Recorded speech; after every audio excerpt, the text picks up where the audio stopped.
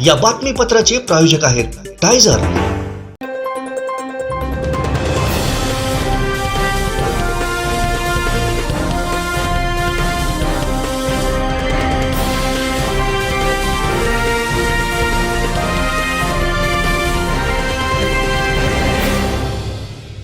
नमस्कार, आपण पाहताय कोकणचं नंबर 1 महा चॅनल कोकण 7 लाईव्ह बातमीपत्रात आपलं स्वागत। सुरुवात करूया हेडलाईन्सना।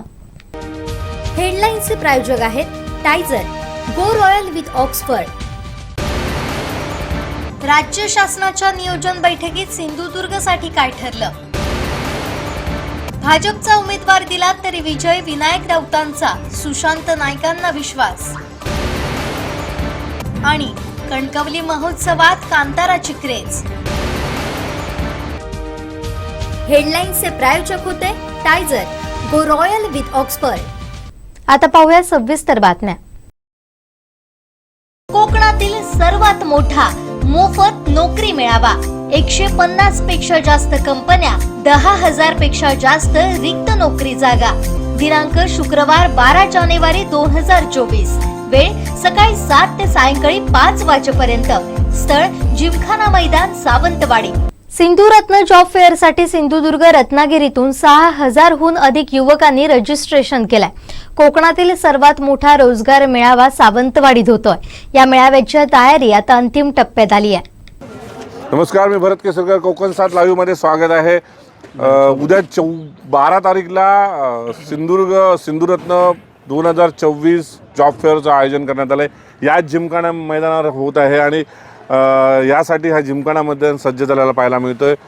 भारतीय जनता पार्टी, भारतीय युवा मोर्चा आणि विशाल परब यांच्या विशेष प्रयत्नातून तब्बल 20 ते 25,000 युवक युवतींना रोजगार देण्याचा प्रयत्न हा केला जातोय। जिमखाना मैदान पूर्णपणे सज्ज आहे। तब्बल 10,000 ते 12,000पेक्षा जास्त नोंदणी झालेली आहे आणि जय्यत तयारी जी आहे आपण बघतोय की मंडपाचं काम अंतिम टप्प्यात आलेलं आहे। उद्या पालकमंत्री रवींद्र चव्हाण यांच्या हस्ते या जॉब फेअरचं उद्घाटन होणार आहे।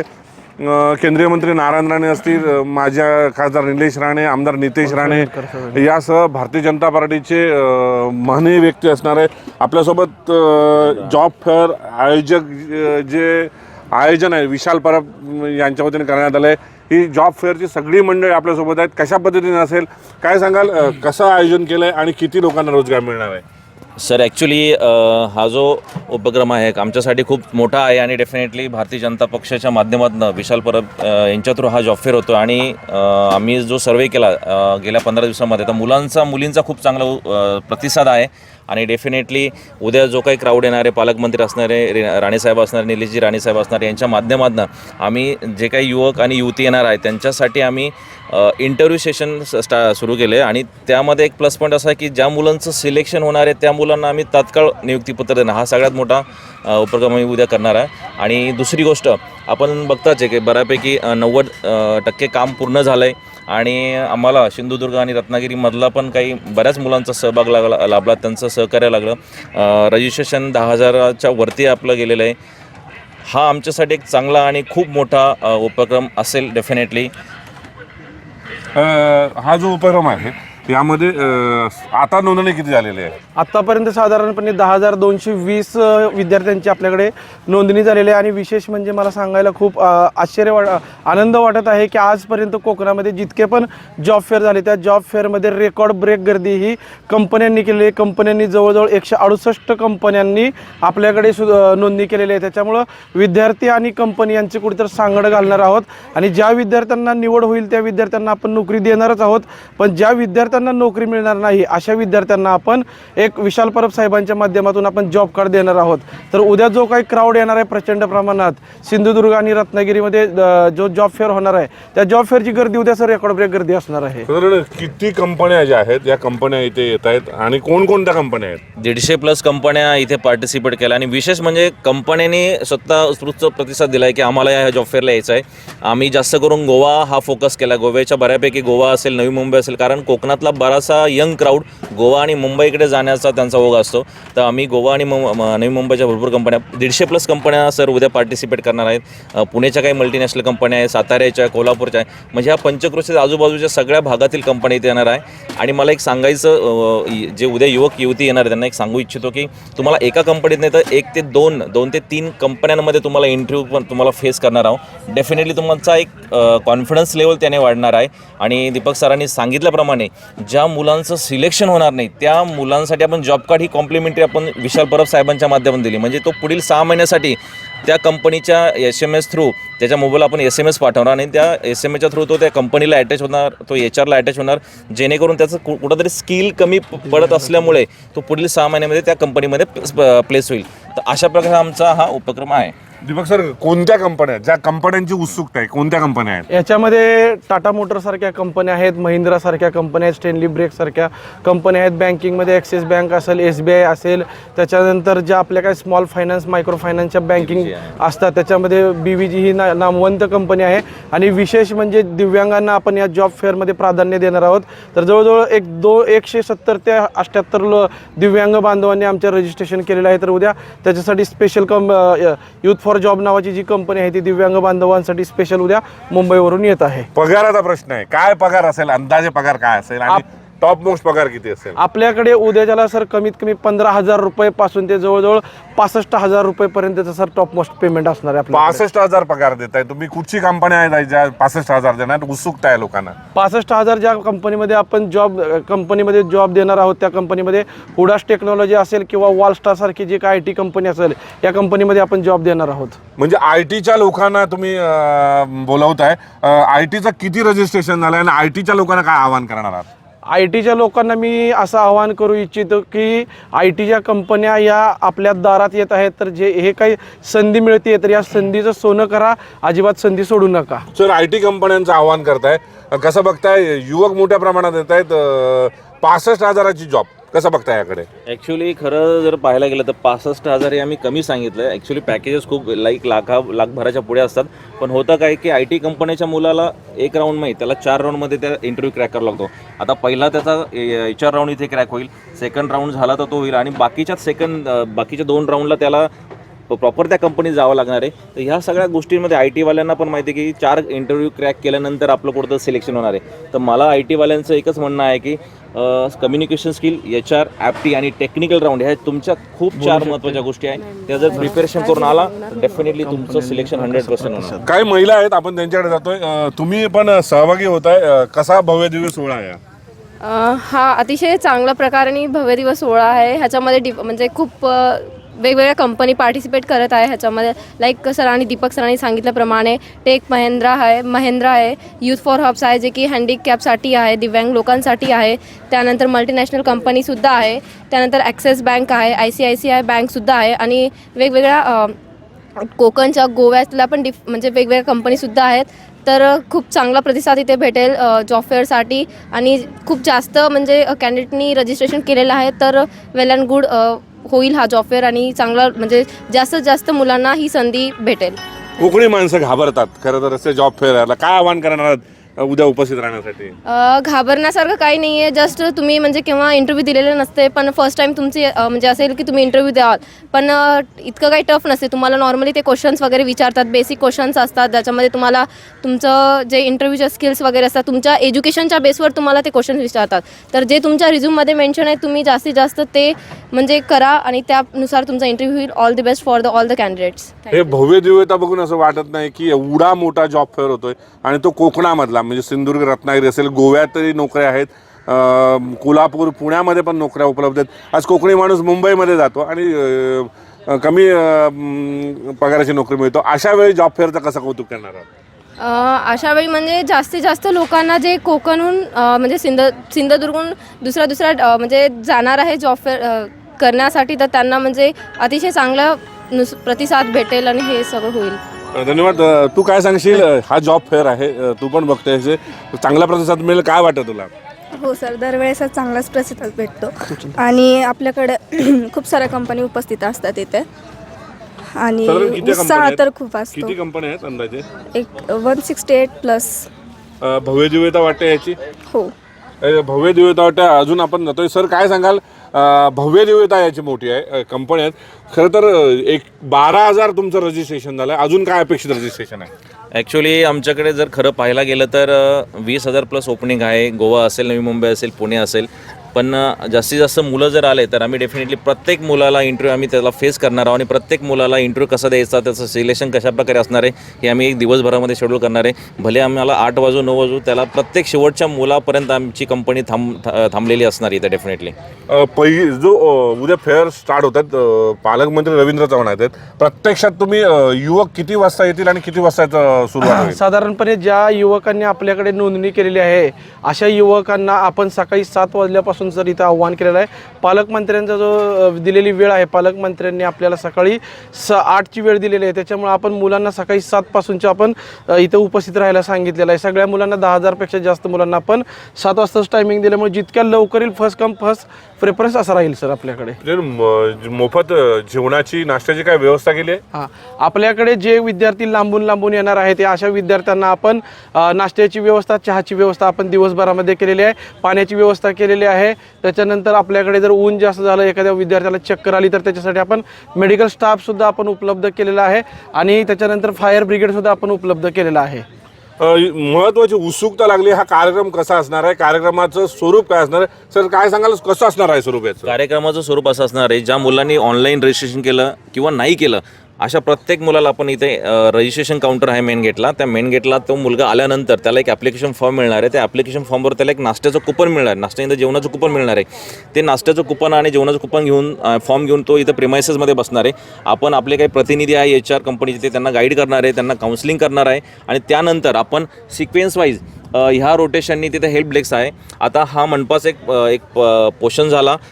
अपोजिट साईडला इंटरव्ह्यू सेक्शन ठेवलेलं आहे, पण ह्या मुलांना इंटरव्ह्यू सेक्शनला जाताना त्या फिल्टरमधनं जावं लागणार. तिथं हेल्प डेस्क आहे. याच्यामध्ये काय होतं की 1 ते 100हून आपल्या 150हून कंपनी इथं बसलेल्या आहे. तर प्रत्येक मुलाला प्रत्येक स्टॉलला फिरण्याची गरज नाही. तिथं फिल्टरेशन झालेल्या कंपन्या तिथे होणार आहे आणि त्यांच्या एज्युकेशन वाईज त्यांचे नंबरिंग दिलेले आहे, त्यानुसार ते कुपन घेऊन प्रत्येक स्टॉलला आपल्या नंबरनुसार जाणार आहे. तर अशा प्रकारे या मुलांचं वे आपण ठेवलेला आहे आणि ज्या मुलांचं इंटरव्ह्यू झाला, राऊंड झाला, सेकंड राऊंड, एक्झिट गेटने तो नाश्ता करून तसा तो एक्झिट गेटने बाहेर पडेल. अशा प्रकारे हा आपण वे दिलेला आहे.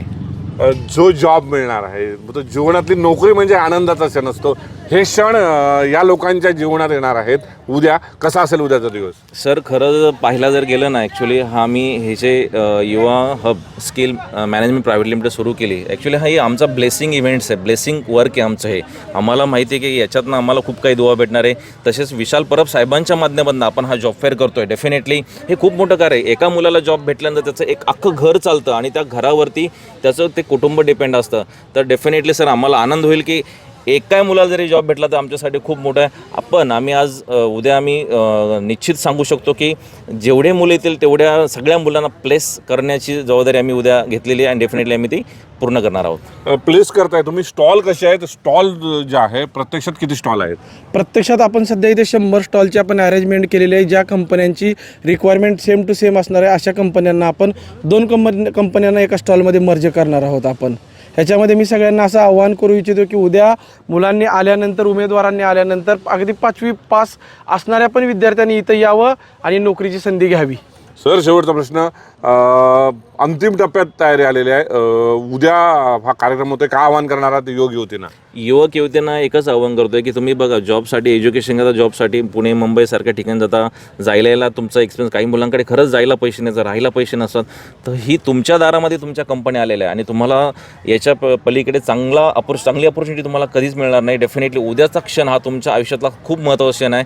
इव्हन तुम्हाला उद्या येणं आहे, इंटरव्ह्यू देणं आहे आणि तुमच्या भवितव्याची चावी, भविष्याची चावी तुमच्या हातात आहे, हे तुम्ही ठरवायचं. डेफिनेटली सर्वांना मी आवाहन करतो की युवक युवतींनी पूर्ण इथं यावं. Definitely thank you. धन्यवाद सर. हे आपल्यासोबत होते किरण राणे आणि दीपक सर. कशा पद्धतीने कार्यक्रम असेल, या ठिकाणी स्टेज उभारला जाईल. त्या स्टेजवर माननीय व्यक्ती असतील. यामध्ये सिंधुदुर्गचे पालकमंत्री रवींद्र चव्हाण असतील, नारायणराव राणे असतील, माजी खासदार निलेश राणे असतील, आमदार नितेश राणे, भाजपचे सगळे कार्यकर्ते पाहायला मिळतील. याशिवाय ह्या ज्या खुर्च्या लावण्यात आल्या आहे, या बैठकीसाठी खुर्च्या लावण्यात आल्या आहे. हजारो खुर्च्यांची बैठकीची व्यवस्था करण्यात आलेली आहे. मी कोकण सात लाईव्हच्या दर्शकांना दाखवू इच्छितो कशा पद्धतीने बैठक व्यवस्था करण्यात आली. याशिवाय अंतिम टप्प्यामध्ये जे काम चालू आहे हे स्टॉल आहे. तब्बल 120 ते 160 स्टॉल जे आहेत हे स्टॉल या ठिकाणी प्रत्येक जॉब कंपनीचे स्टॉल जे आहेत उभारण्यात आलेले आहेत. या बाजूने सगळे स्टॉल असणार आहेत आणि ह्या स्टॉलमध्येच ज्या प्रत्येक युवक युवतींना कंपनीप्रमाणे या ठिकाणी जॉब जो आहे या ठिकाणी इंटरव्ह्यू द्यायची आहे. एकंदर जय्यत तयारी झालेली पाहायला मिळते आणि ही जय्यत तयारी होत असताना अंतिम टप्प्यामध्ये हे काम आलेलं आहे आणि उद्या जो जॉब फेअर होतोय हा न भूतो न भविष्यतो असा जॉब फेअर असणार आहे, याचं कोणताही वाद नाही. भारतीय जनता पार्टी सिंधुदुर्ग, प्रदेश युवा मोर्चा आणि विशाल परब यांच्या संयुक्त विद्यमाने सिंधुरत्न 2024चा जॉब फेअर 12 तारीखला सकाळी होतो. सकाळी 6 वाजल्यापासून याचा शुभारंभ होईल आणि 8 वाजता पालकमंत्री रवींद्र चव्हाण यांच्या शुभ हस्ते याचं अधिकृत उद्घाटन होईल. संपूर्ण दिवसभर हा जॉब फेअर असणार आहे. ज्या युवकांना युवतींना नोकरी मिळणार आहेत ते आपलं नोकरीचं नियुक्तीपत्र घेऊन इथून जाणार आहेत. याशिवाय एंट्री केल्यानंतर तुम्हाला 2 कुपन मिळणार आहे. एक नाश्त्याचं कुपन मिळणार आहे आणि दुपारचं जेवणाचं भोजनाचं कुपन असणार आहे. त्यामुळे निश्चितच हा जॉब फेअर हा न भूतो न भविष्यतो असा असेल. तब्बल 20 ते 25 हजार युवक युवतींना नोकरी उपलब्ध असल्यामुळे याकडे संपूर्ण महाराष्ट्राचं लक्ष लागून राहिलं आहे. कॅमेरामन प्रसादचं भरत केसरकर, कोकण 7 लाईव्ह, सावंतवाडी, सिंधुदुर्ग. आमचे दिवसभरातले सर्व अपडेट्स, ताज्या घडामोडी आणि थेट लाईव्ह पाहण्यासाठी सबस्क्राईब करा, लाईक करा कोकणचं नंबर 1 महा चॅनल कोकण 7 लाईव्हचं YouTube channel. Shri Tuljabhavani complex 1 BHK 2 BHK and shop. Project by Shri Tuljabhavani developers. Gawandiwada opposite Asha park, near Bharad Naka, Malvan, Sindhudurg. आपल्या स्वप्नातील घर प्रत्यक्षात. Contact details for booking. राज्याचं लक्ष लागलेले ऐतिहासिक निकाल विधानसभा अध्यक्ष राहुल नार्वेकर यांनी जाहीर केला आणि शिवसेना ही एकनाथ शिंदेंचीच असल्याचं जाहीर केलं. गुरुवारी दोडामार्ग शिवसेना कार्यालयासमोर एकमेकांना पेढे भरून येथील पदाधिकारी आणि कार्यकर्त्यांनी आनंदोत्सव साजरा केला.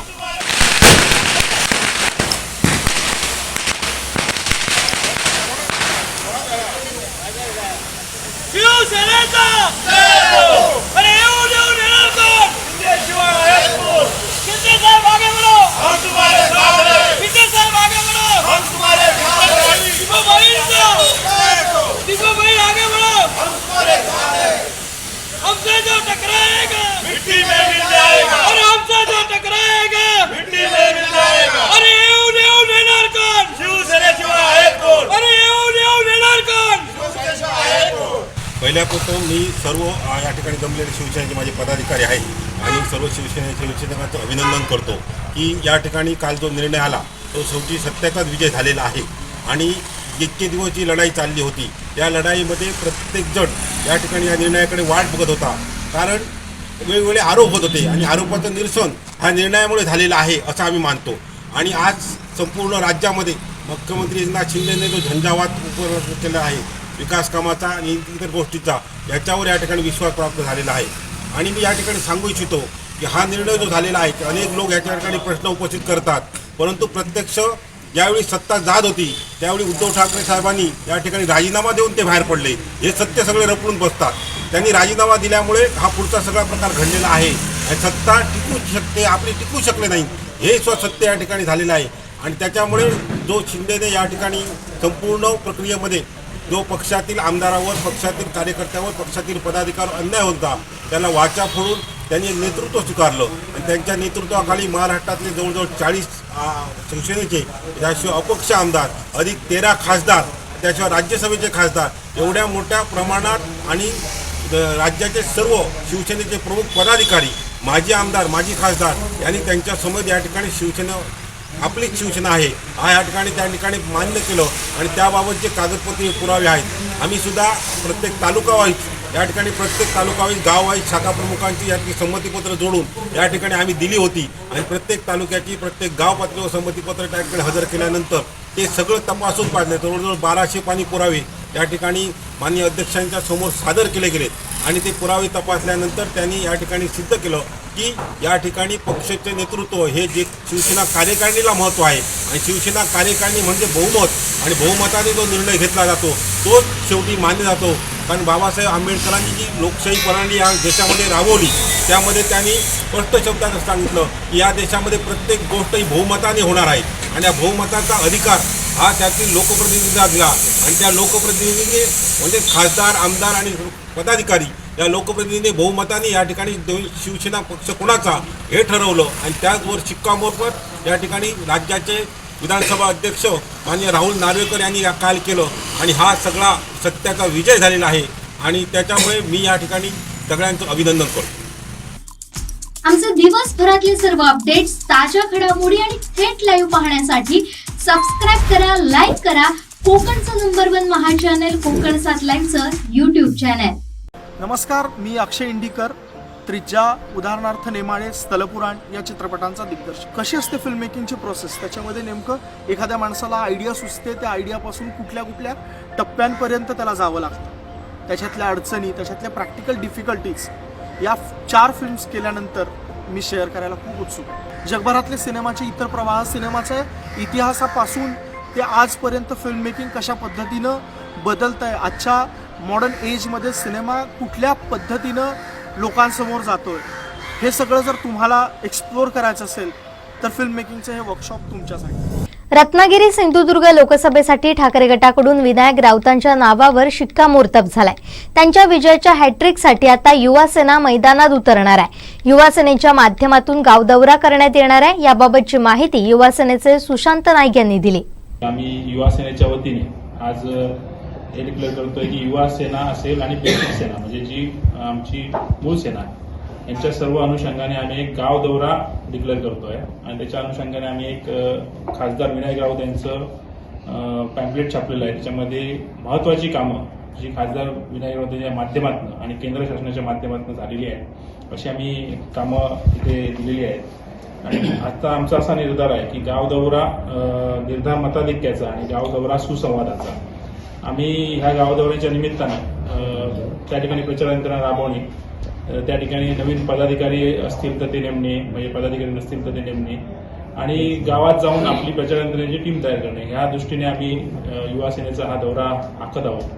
आमचा हा उद्देश आहे की ह्यामागे एकच उद्देश आहे गाव दौऱ्यामागे की प्रचार यंत्रणा राबवणे, पदाधिकारी नेमणे आणि गाव पातळीवरती संघटनेचा आढावा घेणे आणि विनायक राऊत यांनी केलेली कामे पूर्ण गावामध्ये पोहोचवणे.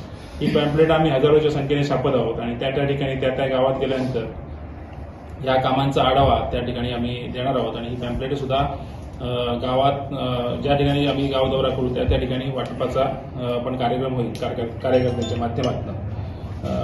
खरं म्हणजे खासदार विनायक राऊतांची कामं सगळ्यांना सांगायची गरज नाही, पण मेन कामं आम्ही जी लिहिलेली आहेत म्हणजे अशी सगळीच कामं आम्ही या पॅम्पलेटमध्ये छापलेली नाही आहे, पण महत्त्वाची जी कामं वाटली आम्हाला, जी जनतेच्या दृष्टीने झालेली आहेत आणि केंद्र शासनाच्या मार्फत झालेली होती आणि खासदार विनायक राऊतांचा त्यांना पूर्णपणे पाठपुरावा होता अशी कामं आम्ही घेतलेली होती. त्यामध्ये आपण बघत असाल की हायवेचा जो सिंधुदुर्गामधला काम आहे म्हणजे पूर्ण हायवे म्हणजे जे खारेपाटणपासून झारापर्यंत हा पूर्ण 90% पूर्ण झालेला आहे आणि त्याचं भूसंपादनाचे पैसे सुद्धा 90% लोकांना जनतेला मिळवण्यामध्ये त्यांना यश आलेलं आहे. खासदार राऊतांच्या माध्यमातून चिपी विमानतळाचं सुद्धा काम झालेलं आहे. ते माननीय उद्धवसाहेब ठाकरे यावेळी मुख्यमंत्री होते त्यावेळी त्याचं उद्घाटन झालेलं आहे आणि त्याच्या अनुषंगाने आता त्यांचा वेगळा पाठपुरावा चालू आहे की ते केंद्र शासनाच्या किंवा राज्य शासनाच्या ताब्यात जावं, कारण आता ते प्रायव्हेटमध्ये आहे आणि त्यामुळे त्या शासनाच्या ताब्यात जाण्याचे त्यांचे प्रयत्न सुरू आहेत. एक वेगवेगळे आवाज लोकसभेच्या माध्यमातून विनायक राऊतांनी उठवलेले होते. ते म्हणजे मराठा आरक्षण असेल, कोकण रेल्वेचं विद्युतीकरण असेल या आणि बरेचसे गोष्टी असतील त्या लोकसभेमध्ये मांडलेल्या. आम्ही थोडक्यात त्याचा आढावा घेतला. तुम्हाला माहिती आहे माननीय उद्धवसाहेब ठाकरे यांच्या माध्यमातून 950 कोटीचं जवळजवळ आमदार वैभव नाईक असतील, खासदार विनायक राऊत असतील यांच्या पाठपुराव्यामुळे 950 कोटीचं मेडिकल कॉलेज आणि हॉस्पिटल या ठिकाणी अद्ययावत होत आहे आणि ते आता चालू पण झालं आहे. त्याची 2 बॅच सुद्धा त्यामध्ये निघालेल्या आहेत. आणि चौथा मुद्दा आमचा असा होता की ज्या ठिकाणी विनाशकारी प्रकल्प होते नाणार बारसूसारखे त्यावेळी विनायक राऊत साहेबांनी ह्या गोष्टींना सुद्धा विरोध केलेला होता आणि तो विरोधावरती ते ठाम राहिलेले आहे. आणि खरोखरच कोकण संवर्धनासाठी जी त्यांची भूमिका होती ती कुठच्याही आमिषामुळे ते बळी न पडता त्याच ह्याच्यावरती ठाम राहिले. काही जणांना तुम्हाला माहिती आहे इथले आमदार नितेश राणे असतील ते रामेश्वराच्या विजयदुर्ग येथे रामेश्वरच्या ठिकाणी घंटानाद केलेला होता आणि हा बारसू आणि नाणार प्रकल्प होऊ नये म्हणून घंटानाद करून त्यांनी हा प्रकल्प घालवतो म्हणून सांगितलं होतं आणि बीजेपीमध्ये गेल्यानंतर त्यांची भूमिका बदललेली पण खासदार विनायक राऊत यांची भूमिका अजिबात बदललेली नाही. त्या लोकांबरोबर ते राहिले आणि आता पण त्या विनाशकारी प्रकल्पाला ते विरोध करत आहेत. त्यामुळे ती एकच भूमिका घेऊन खासदार विनायक राऊत पुढे जात आहेत. आतापर्यंत गोडगेरी सोनवड्याचा घाटाचा मार्ग असेल तो दुसरी शपथ आहे आता तो तुम्हाला माहिती आहे. त्याचा पाठपुरावा सुद्धा ते करत आहेत. आग्नेवाडीसारख्या धरण प्रकल्प असेल त्याला 22 कोटी रुपये त्यांनी धरणासाठी आणलेले आहेत. 13 कोटी रुपयाचा निधी त्यांनी भूसंपादनासाठी आणलेला आहे. BSNL टॉवरचा सगळ्यात मोठा प्रश्न या सिंधुदुर्ग जिल्ह्यामध्ये आहे. तुम्हाला माहिती आहे की कुठे रेंज मिळत नाही पण 260 टॉवर या मतदारसंघामध्ये त्यांनी मंजूर केले आणि 67 टॉवर अजून मंजुरीच्या प्रतीक्षेत आहेत. किनारपट्टीच्या भागात जी आपली विद्युत वाहिन्या असतात जे पोल असतात ते कायम गंजलेले असतात. त्याचा प्रॉब्लेम खूप पद्धतीने होत असतो. त्यामुळे भूमिगत विद्युत वाहिन्यांसाठी त्यांनी 1760 कोटी रुपये मंजूर करून त्यावेळी आणलेले आहेत. तुम्हाला हत्ती पकड मोहिमेमध्ये खासदार विनायक राऊत यांची प्रमुख भूमिका राहिलेली आहे तुम्हाला माहिती आहे सगळ्यांना आणि ती मोहीम सुद्धा त्यांनी चांगल्या पद्धतीने पार पाडलेली होती. तसेच खासदार विनायक राऊतांचा मी असा उल्लेख करेन की ह्या लोकसभा मतदारसंघामध्ये हजारो गाव आहेत आणि 2200 गाव आहेत आणि जवळजवळ 90% गावामध्ये पोहोचणारे एकमेव खासदार लोकसभेतले जे असतील तर ते खासदार विनायक राऊत आहे आणि त्यांनी अशा ठिकाणी सुद्धा रस्ता केला जे तुम्हाला माहिती आहे कोचरी माचा हा जवळजवळ 3000 फूट उंच गाव आहे आणि त्या ठिकाणी सुद्धा जाण्यासाठी रस्ता नव्हती फक्त पायवाट होती आणि त्या पायवाटेचं रूपांतर त्यांनी रस्त्यामध्ये केलं आणि जवळजवळ 7.41 कोटी रुपये निधी मुख्यमंत्री सडक योजनेतून त्यावेळी खर्च घातला आणि आता तो रस्ता पूर्णत्वास नेलेला आहे. त्या कोपरी माच्या गावाच्या वतीने त्यांचा सत्कारही या प्रसंगी करण्यात आला आणि असे मुद्दे घेऊन आम्ही हे मुद्दे सगळे घेऊन आम्ही गावागावात जाणार आहोत सुसंवाद साधणार आहोत आणि आमच्या कार्यकर्त्यांना प्रोत्साहन देण्याचे काम असेल आमच्या गावामध्ये ही कामं पोहोचवणं असेल या सर्व गोष्टी आम्ही त्यांच्या माध्यमातून या माध्यमातून करणार आहोत. मी या ठिकाणी सांगेन की खासदार यांना म्हणजे मागच्या वेळच्या इलेक्शनमध्ये बीजेपी ज्यावेळी ह्या कणकवली मतदारसंघामध्ये उभी राहिली नितेश राणेंच्या माध्यमातून त्यावेळी त्यांना जवळजवळ टोटल मतं होती 1,50,660 त्यापैकी नितेश राणेंना 84,504 पडली आणि सतीश सावंत यांना आमचे शिवसेनेचे उमेदवार सतीश सावंत यांना 56,388 पडली. 28,116चं लीड होतं ते तोडून आम्ही कमीत कमी 10,000चं मताधिक्य या मतदारसंघामध्ये कणकवली विधानसभा मतदारसंघामध्ये खासदार विनायक राऊतांना मिळवून देणार याचा आम्ही उल्लेख करतो. आज ह्या गाव दौऱ्यानंतर ह्या 10,000चं कमीत कमी मताधिक्य खासदार विनायक राऊत निवडून देण्यासाठी आम्ही सर्व प्रयत्नशील असणार. त्याच्यामध्ये बेसिक सेना असेल युवा सेना असेल आम्ही सगळेजण ह्या प्रयत्न करणार. गावच्या ठिकाणी जी काही प्रचार यंत्रणा राबवायची असेल ते त्या गाव दौऱ्यामध्ये ठरेल. आमचे दिवसभरातले सर्व अपडेट्स ताज्या घडामोडी आणि थेट लाईव्ह पाहण्यासाठी सबस्क्राईब करा लाईक करा कोकणचं नंबर 1 महा चॅनल कोकण 7 लाईव्हचं युट्यूब चॅनल. आता डोळ्यांच्या सर्व आजारांवर अत्याधुनिक उपचार कणकवलीत तेही अगदी माफक दरात. नॅप आय हॉस्पिटल मिरज संचलित विवेकानंद नेत्रालय आणि रेटिना सेंटर मध्ये आजपर्यंत 15,000च्या वर डोळ्यांची ऑपरेशन्स विना टाका विना इंजेक्शन मोतीबिंदू शस्त्रक्रिया डोळे तपासणी चष्मा तिरळेपणा आणि डोळ्यांच्या सर्व आजारांवर उपचार. डायबेटिक आणि उच्च रक्तदाब असलेल्या रुग्णांवरही डोळ्यांचे उपचार. आजच संपर्क करा विवेकानंद नेत्रालय आणि रेटिना सेंटर प्रहार कार्यालयाच्या शेजारी सनराईज टॉवर श्रीधर नाईक चौक मुंबई गोवा हायवेवर कणकवली. मालवणात शिवसेना ठाकरे गटानं सरकार विरोधात घोषणाबाजी करत टीका केली. यावेळी बोलताना हरी खोबरेकर काय म्हणाले पाहूया.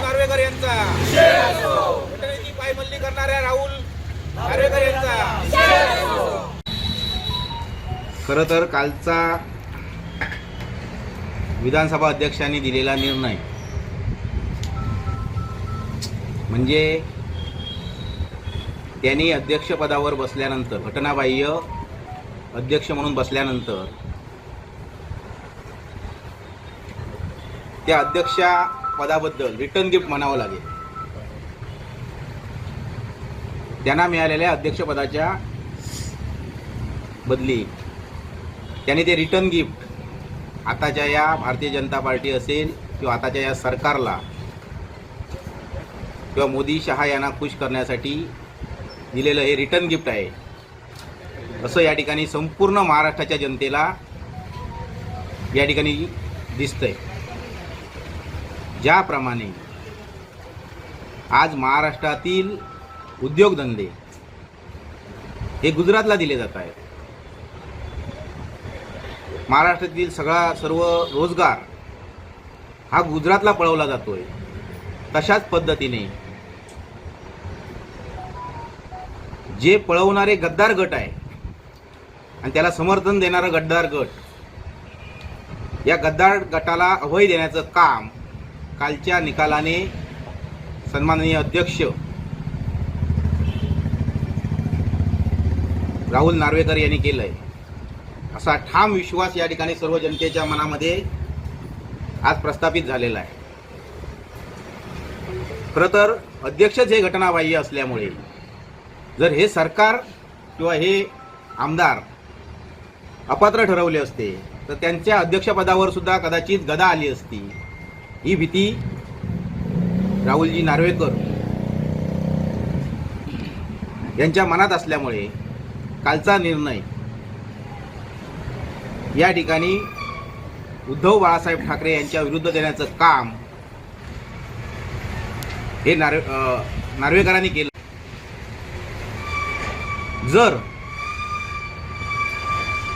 पक्षप्रमुख या ठिकाणी अधिकृत नाही, सचिव अधिकृत नाही, मग या ठिकाणी 2019ला ज्या पक्षप्रमुखाच्या ज्या सचिवांच्या सह्याने दिलेले एबी फॉर्म कसे काय अधिकृत निवडणूक आयोगाने ठरवले, हा प्रश्न आहे आमचा. प्रत्येक महाराष्ट्रवासियांना पडलेला प्रश्न, प्रत्येक जनतेला नव्हे या देशाला पडलेला प्रश्न आहे की जर 2018ची जी निवडणूक प्रक्रिया याची झाली होती ती जर अनधिकृत ठरवत असतील तर या ठिकाणी त्या ठिकाणी सचिवांनी दिलेले एबी फॉर्म, पक्षप्रमुखांनी दिलेले एबी फॉर्म अधिकृत कसे ते त्याच वेळी निवडणूक आयोगाने डावलले पाहिजे होते. त्यामुळे कालचा हा जो काही निकाल आहे हा निकाल जनतेला अपेक्षित नव्हता. जनतेला उद्धवजी बाळासाहेब ठाकरे यांची शिवसेना, म्हणजे अगदी पाकिस्तानला जरी विचारलात तर शिवसेना कुणाची, तर ते तुम्हाला ठाकरे कुटुंबाची म्हणून सांगतील. जो आपला शत्रू आहे या ठिकाणी, त्या शत्रूला जरी विचारलात तुम्ही तर शिवसेना कोणाची, तर तो शत्रूसुद्धा या ठिकाणी सांगू शकेल की या ठिकाणी शिवसेना ही हिंदू हृदय सम्राट बाळासाहेबांची, मातोश्रीची, उद्धव साहेबांची आणि संपूर्ण शिवसैनिकांची आहे. हे आज या ठिकाणी कोणीही सांगू शकतो. परंतु कालच्या निकालाने या ठिकाणी सुप्रीम कोर्टाच्या आदेशाची पायमल्ली करण्याचं काम या ठिकाणी आपल्याला झालेलं दिसतंय. त्यामुळे या गोष्टींमुळे लोकशाही या ठिकाणी संपुष्टात येईल का आणि लोकशाहीची पायमल्ली करण्याचं काम विधानसभा अध्यक्ष राहुलजी नार्वेकर यांनी केलेलं या ठिकाणी दिसून येते. आज बाळासाहेबांनी, आमचे शिवसेना प्रमुख बाळासाहेबांनी ती घटना बनवली होती आणि बाळासाहेबांच्या घटनेला चुकीचं ठरवण्याचं काम कालच्या निकालामध्ये झालं. आज बाबासाहेबांनी जी घटना लिहिली त्या ठिकाणी उल्लेख करत होते की 10वा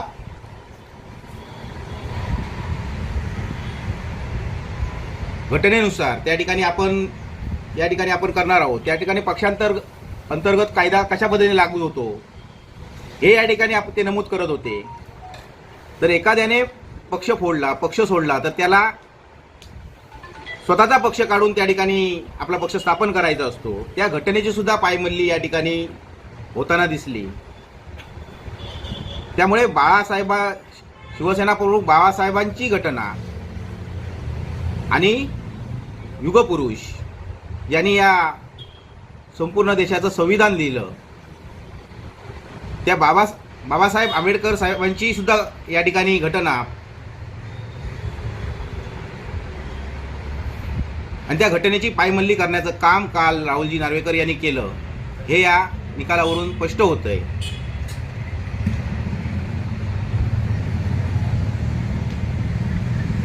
त्यामुळे हे गद्दार सरकारला दिलेलं अभय, किती जरी अभय दिलं तरी जनतेच्या मनामध्ये राहुल नार्वेकर हे त्या गद्दारांना स्थान देऊ शकत नाहीत हे मात्र आज निश्चित आहे. आणि या संपूर्ण घटनेचा आणि अध्यक्षपदाचा गैरवापर केल्याबद्दल या ठिकाणी शिवसेना उद्धव बाळासाहेब ठाकरे आणि सर्व शिवसेनेच्या वतीने आम्ही या गोष्टीचा जाहीर निषेध करत आहोत.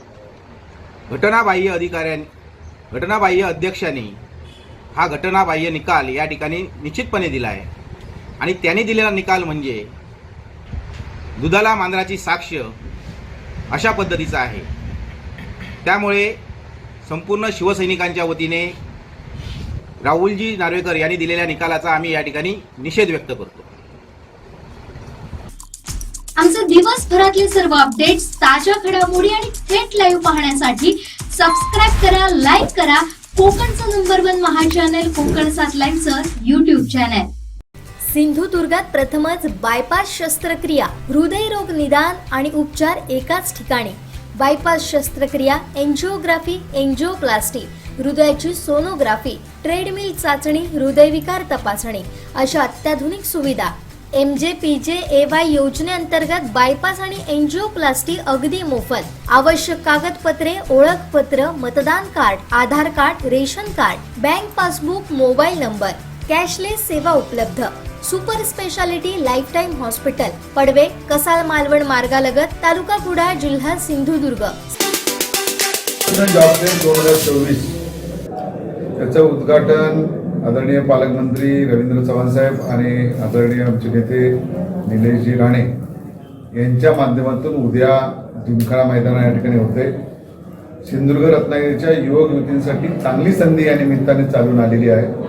150 कंपन्यामध्ये सहभागी होणार आहेत आणि ताबडतोब त्याला जॉब लेटर तिथल्या तिथेच त्या ठिकाणी नियुक्ती झाल्यानंतर देणार. आणि म्हणजे सगळ्या संधीचा फायदा इथल्या युवक युवतीने या ठिकाणी घ्यावा अशा प्रकारची विनंती भारतीय जनता पक्ष युवा मोर्चा आणि आमची सगळी जनरल टीम या माध्यमातून सगळ्यांना या ठिकाणी करते. मी भारतीय जनता पक्षाची युवा मोर्चाचे पदाधिकारी विशाल परब आणि त्यांचे सगळे सहकारी यांना मनापासून धन्यवाद देतो की हा उपक्रम आज पहिल्यांदाच सावंतवाडीमध्ये या ठिकाणी होतोय. खऱ्या अर्थाने युवक युवतींसाठी चांगल्या प्रकारची संधी या माध्यमातून येते. आपल्या सगळ्यांना कल्पना आहे की आपण सगळे नोकरीच्या निमित्ताने गोवा, कोल्हापूर किंवा पुणे, मुंबई या ठिकाणी जातोय. आज स्थानिक स्तरावरची या ठिकाणी नोकरी मिळत असताना इथले सुद्धा व्यापारी संघटना आणि पर्यटनातली जी काही महामंडळ आहे त्यांनी विनंती केली, त्यांना पण पहिला एक स्टॉल या ठिकाणी दिलेला आहे. आणि म्हणून या सगळ्या संधीचा फायदा जास्तीत जास्त करून घ्यावा आणि या सगळ्यामध्ये आपल्या जिल्ह्यामध्ये ह्या कंपन्या येत असताना त्यांचं चांगल्या पद्धतीने आम्ही या ठिकाणी स्वागत करतो. या माध्यमातून पुन्हा एकदा आपल्या सगळ्यांना चांगल्या प्रकारची संधी मिळेल. 6,000 जवळपास आता नोंदणी झाली आहे. ही नोंदणी किमान 10,000पर्यंत जाईल अशा प्रकारची अपेक्षा मी या ठिकाणी व्यक्त करतो.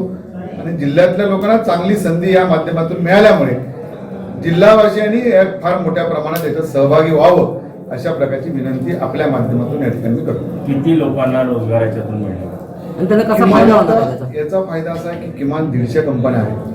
वेगवेगळ्या कंपन्या आहेत. गोव्याची काही 5 स्टार हॉटेल याच्यामध्ये आहेत आणि त्या सगळ्या संधीचा फायदा काही औषध कंपन्या आहेत गोव्यातल्या त्या या ठिकाणी आहेत. वेगवेगळ्या कंपन्या या ठिकाणी आल्या आहेत. त्याचा फायदा अगदी 5वी पासून तर ग्रॅज्युएटपर्यंत जो शिकलेला असेल, कुशल आणि अकुशल दोन्ही प्रकारची वर्गवारी नंतर केली जाईल. पण चांगल्या प्रकारचे जॉब निश्चितपणे या ठिकाणी उपलब्ध होतील. त्याचा फायदा या ठिकाणी घ्यावा. आतापर्यंत जे काही बेरोजगार मेळावे झाले त्याच्यातल्या त्रुटी दूर करून त्याच्यात पुन्हा एकदा चांगल्या पद्धतीने हा प्रयत्न या ठिकाणी केलेला आहे. मला नक्की विश्वास आहे की या माध्यमातून हा मेळावा यशस्वी होईल आणि इथल्या जिल्ह्यातल्या तरुणांना चांगली संधी या माध्यमातून मिळेल. आमचे दिवसभरातले सर्व अपडेट्स, ताज्या घडामोडी आणि थेट लाईव्ह पाहण्यासाठी सबस्क्राईब करा, लाईक करा कोकणचं नंबर 1 महा चॅनल कोकण 7 लाईव्हचं YouTube चॅनल. आयुर्वेद चिकित्सालय आणि पंचकर्म केंद्र, शरीर शुद्धीसाठी ऋतुशोधन, वमन आणि विरेचन. आजच संपर्क साधा. डॉक्टर योगेश कोडकर, MD, पंचकर्म, आयुर्वेद चिकित्सालय आणि पंचकर्म केंद्र, सिद्धिविनायक अपार्टमेंट, शिवाजीनगर, कुडाळ, सिंधुदुर्ग. संपर्क 9850 82 74 42 आणि 97 64 80 85 92. वेळ संध्याकाळी 3 ते 7 वाजेपर्यंत. केंद्रीय मंत्री नारायण राणे, आमदार नितेश राणे यांनी रत्नागिरी सिंधुदुर्ग लोकसभा मतदारसंघात त्यांनी भाजपचा कमळ निशाणीवर उमेदवार द्यावा.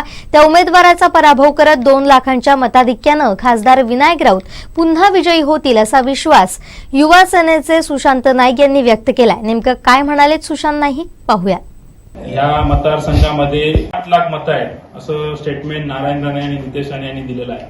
आणि खरोखरच जर 7 लाख मतं असतील तर आमचा या मतदारसंघावरती दावा आहे. म्हणजे बीजेपीचा कमळ चिन्हाचा उमेदवार या मतदारसंघामध्ये राहणार अशी प्रतिज्ञा त्यांनी केलेली आहे आणि त्या दृष्टीने ते काम चालू आहे.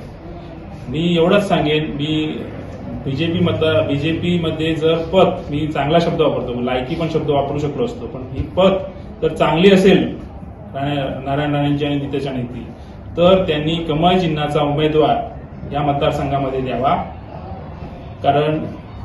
कारण त्यांची पद त्यांना किती आहे बीजेपीमध्ये. जर उमेदवार नाही मिळाला तर त्यांनी समजून जावं की आपली पद राहिलेली नाही या बीजेपीमध्ये. त्यामुळे त्यांनी कमळ चिन्हाचाच उमेदवार द्यावा आणि कोणाचाही उमेदवार असो, शिंदे गटाचा उमेदवार असो किंवा कमळ चिन्हाचा उमेदवार असो, आम्ही एवढं सांगतो की विनायक राऊत साहेबांना आम्ही 2 लाखाचं मताधिक्य घेऊन त्या मतदारसंघामध्ये निवडून आणल्याशिवाय राहणार नाही. आणि कालच दुसरा एक मुद्दा आहे की कालच सीएम मशीनचं तत्परतेने या ठिकाणी प्रेस नोट पाठवली आमदार नितेशाने.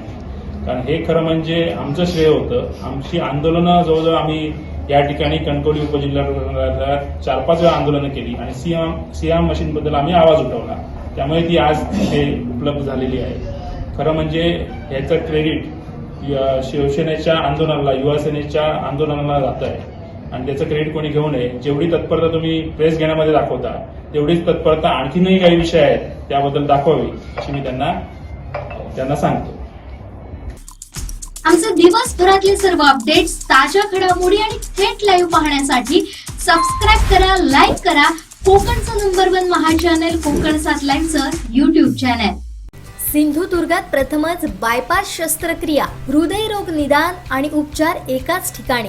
बायपास शस्त्रक्रिया, एंजिओग्राफी, एंजिओप्लास्टी, हृदयाची सोनोग्राफी, ट्रेडमिल चाचणी, हृदयविकार तपासणी अशा अत्याधुनिक सुविधा.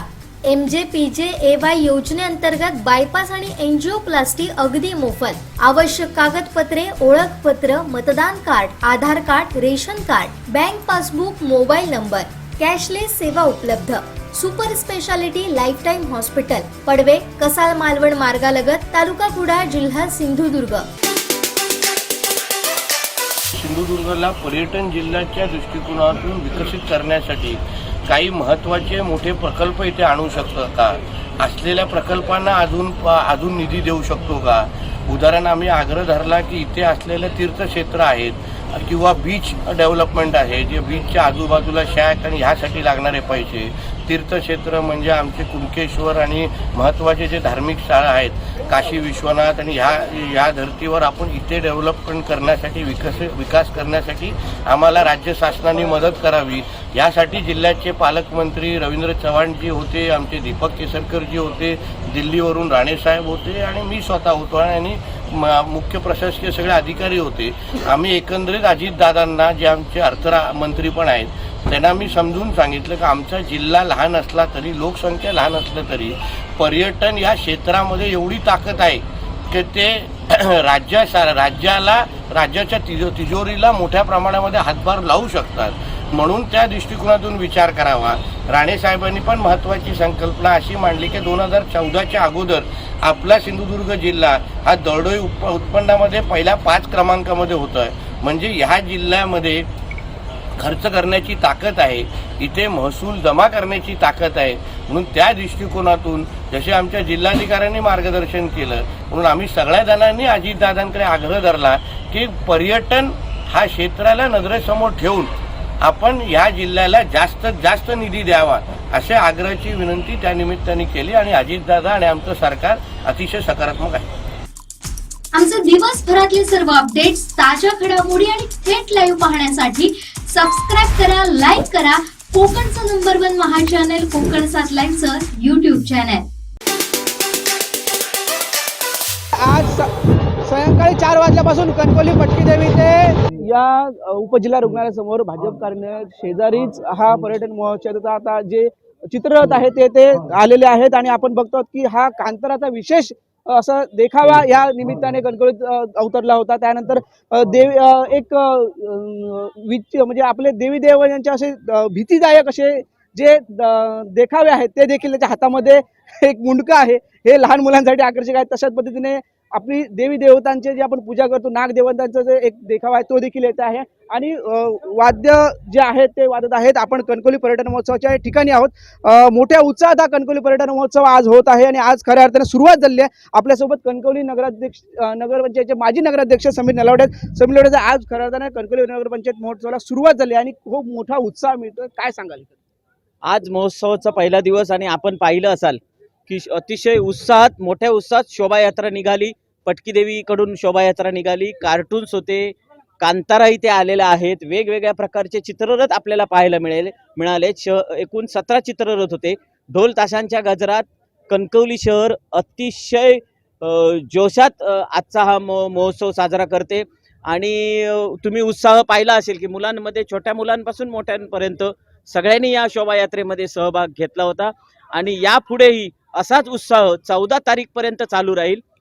14 तारीखला 14 तारीखपर्यंत इंडियन आयडॉल्स येतील आणि जे विनर्स आहेत 1, 2, 3, 4 असे नंबरचे सगळे सिंगर आपल्याकडे इथे पाहायला मिळतील.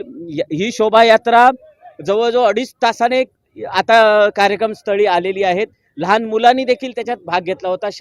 शाळांमधले लहान मुलं होती, त्यांचे पालक आले होते, त्यांनी भाग घेतला. अतिशय चांगलं वातावरण एक कणकवली शहरामध्ये निर्माण झालंय. कणकवलीकर आपल्या ह्या उत्सवासाठी मोठा उत्साह म्हणजे ह्या कार्यक्रमासाठी मोठा उत्साह आपल्यामध्ये असतो. आज देखील मोठा उत्साह पाहायला मिळाला. काय सांगाल? कणकवली शहरच हे आहे, सांस्कृतिक क्षेत्रात कणकवली शहराचं मोठं योगदान आहे.